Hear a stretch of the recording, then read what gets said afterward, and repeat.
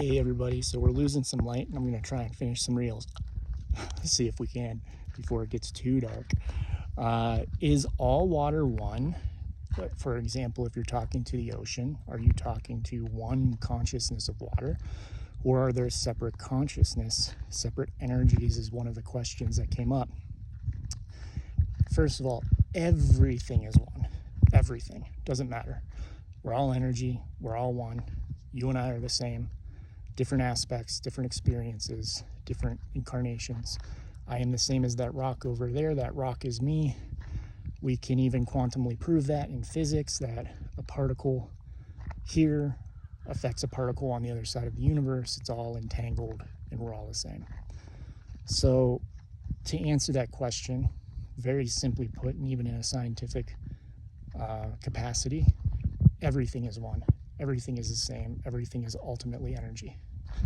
Now, is it all conscious? Is it the same consciousness? It depends on how you're interacting with it. All water is one, and it is very easy to connect to beings in the water when you are on a mountain that has no water. I had whales show up to me when I was on a mountain in Flagstaff a few years ago, and there was no water around. There might have been. I was in an area that gets like these lakes in the spring and they drain out into the bottom. I can't remember if there was water there or not at that time, but I think there was. But anywhere there is water, it is all connected because all the water drains into the ocean. It all drains down, goes into underground rivers, goes into rivers and lakes and streams, all to the ocean, evaporates back up, cycles back through, and just keeps on going and spinning, and that's how we live. That energy, you can, if you want to talk to the ocean, you just set the intention and sit by the water, and the water is a tool to connect to that energy. The ocean is a separate consciousness. Rivers, separate. Lakes, streams, ponds, puddles, droplets, all separate. All the same, just like us. My finger is separate. My thumb is separate. My pinky is separate. The cells that have information encoded in them that can even experience things are all separate in each of my fingers and thumbs.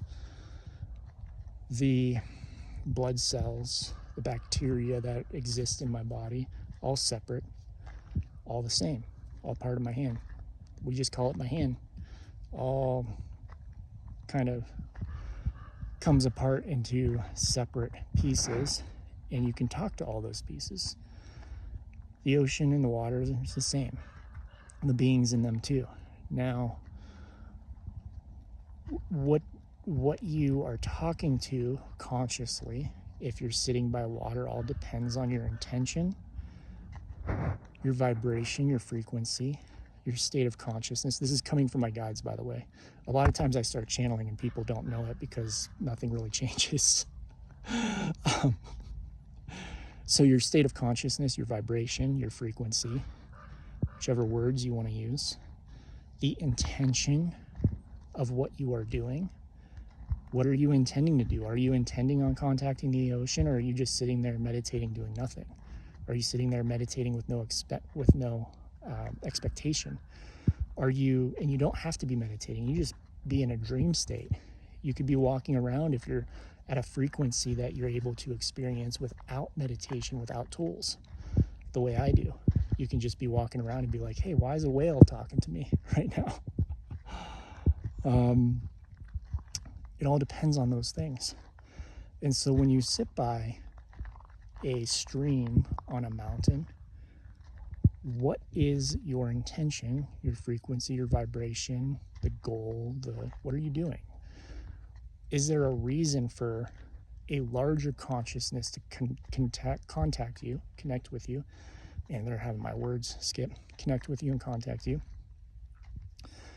Or is it just that you're in a localized space experiencing the faeries, the undine, what are the classical word for water spirits, mermaids, water women. I see a ton of like feminine woman looking energies in pools of water by waterfalls and that. And when I say a ton, I mean usually one or two, but they're usually always with that type of space. So when you go to, I guess the point is, I'm kind of rambling at this time because I'm like, I feel like the question was answered, but my guys are having me talk still. The point of all of this is that water is all connected and you can talk to the ocean, but it is a separate energy. It is an energy of the whole. And water as a whole can be connected with, but that is not a consciousness that most people understand or communicate with. Usually we just communicate with the ocean, which would be the energy of all of the oceans, but each ocean has an energy of its own. Each current has an energy of its own. Each tidal pull, each reef, they all have energies of their own. It depends on how they also want to communicate with us. Does it want to communicate as a whole, as a conscious collective? Some of them are not individualized. Some of them are collectives of energy that speak as one and don't have individuality, kind of like coral consciousness. For the most part, coral consciousness speaks as one entity. On rare occasion, I have them come through and speak as like the individual corals, but they're very much like fungi, very collective in nature. So what you're speaking to is going to be about setting the intention of, if you're sitting at the Atlantic, are you talking to the energy of the ocean or are you talking to the energy of the Atlantic? I'm typically talking to the energy of the entire ocean when I sit there. The beings who live in the Atlantic come to me.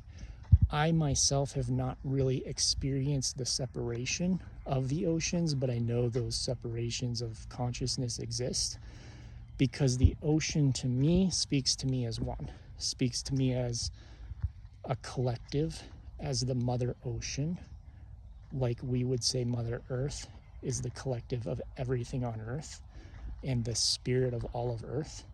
I connect to Mother Ocean. I can also sit by a creek or a river and connect to that as well. And extremely different personalities, extremely different energies. Some of them, like you can stand by a creek that's fresh with water raging through it after a fresh rain and feel the wild energy of the spirit,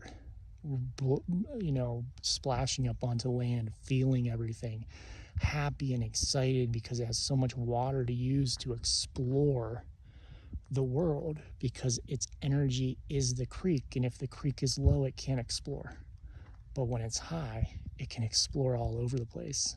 And I've had that experience before. You can also have the experience of the beings living in the water, life in the water, not just those outside, or not just the energy of it as one, I should say. So hopefully that answers the question. A little bit long-winded. I'm even feeling long-winded, but they're just saying to let everybody know that everything is one, all water is one, and separation is really a human thing that we've created, separating everything out and not truly seeing that all is one, but every part of the whole has its own experience. So it doesn't matter whether it's a mountain or a rock on that mountain, it's all one. The mountain has an experience, the rock has an experience.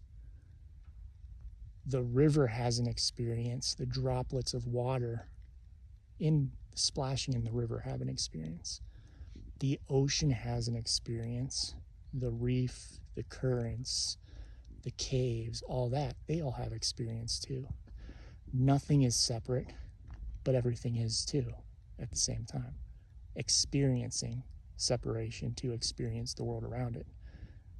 Kind of crazy thing to think about. Love you all. Grateful for each and every one of you.